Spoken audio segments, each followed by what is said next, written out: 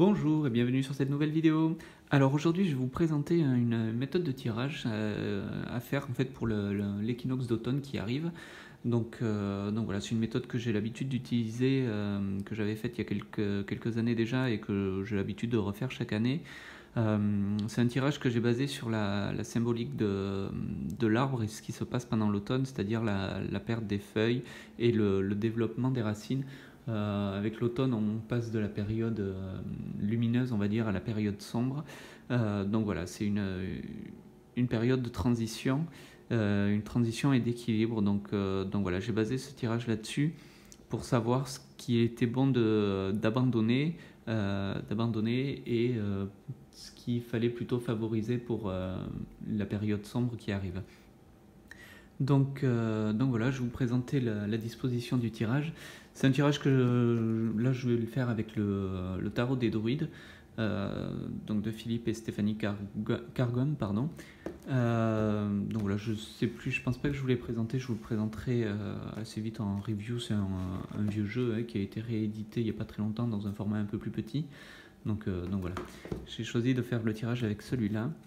Donc alors, en fait, ça se présente en 3 cartes qui vont se mettre au-dessus, qui vont représenter en fait les feuilles, qui vont représenter les feuilles de l'arbre, c'est-à-dire tout ce qui va être bon de se débarrasser. Tout ce qui va être bon de se débarrasser, de laisser derrière soi, c'est des choses en général qui nous empêchent d'avancer, qui nous bloquent, qui nous freinent ou qu'on se traîne depuis longtemps, depuis plusieurs temps déjà, et qui nous minent un peu, qui nous gênent dans notre développement en fait.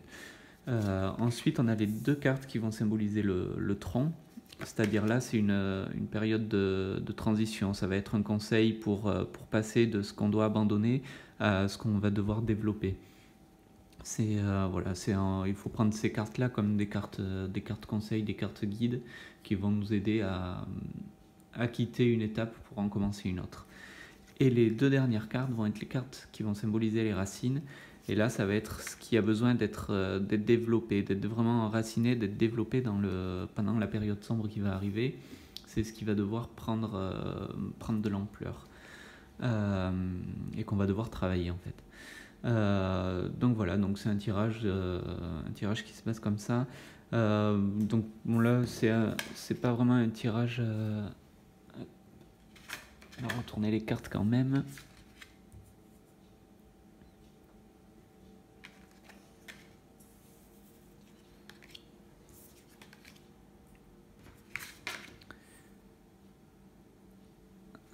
Donc bon, c'est un tirage fictif, mais je vais essayer de vous l'interpréter vite fait pour que vous compreniez le fonctionnement des cartes et des positions.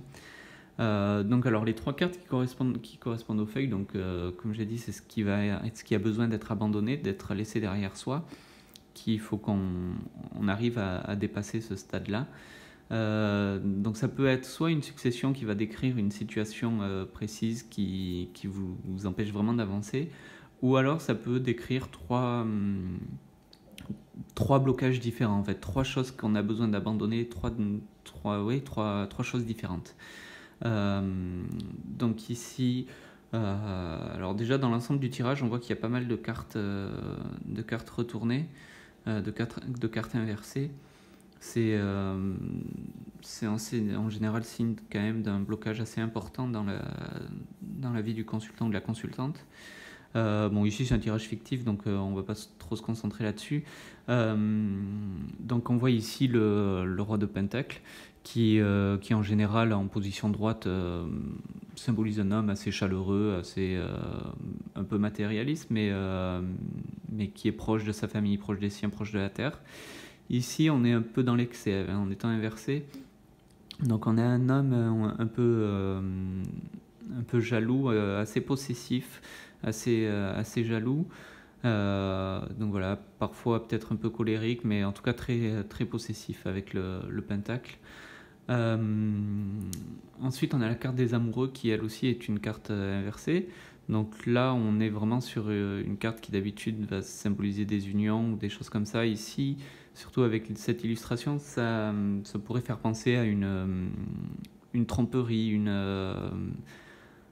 qu'il y a eu peut-être une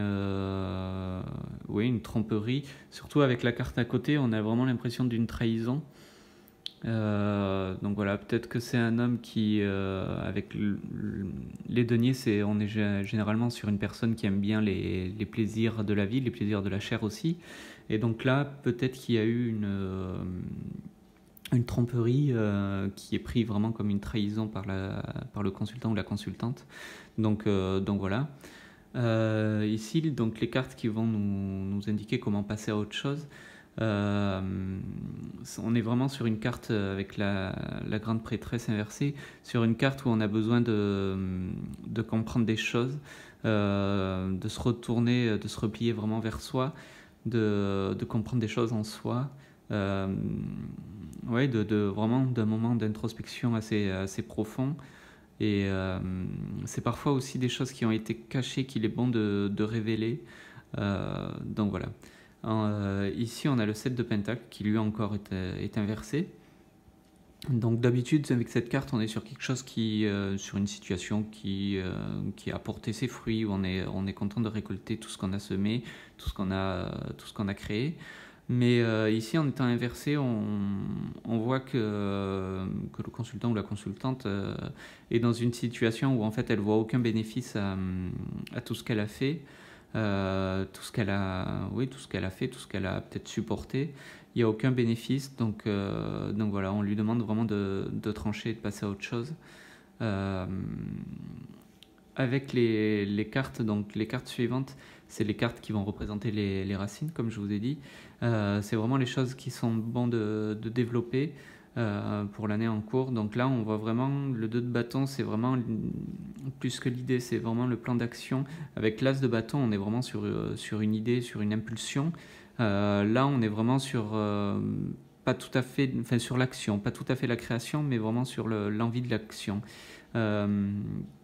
Ici, avec le 2 de baguette, ça dit vraiment de passer à autre chose, d'aller voir ailleurs. Et c'est comme si on ouvrait une porte et pour aller vers l'extérieur, pour aller ailleurs.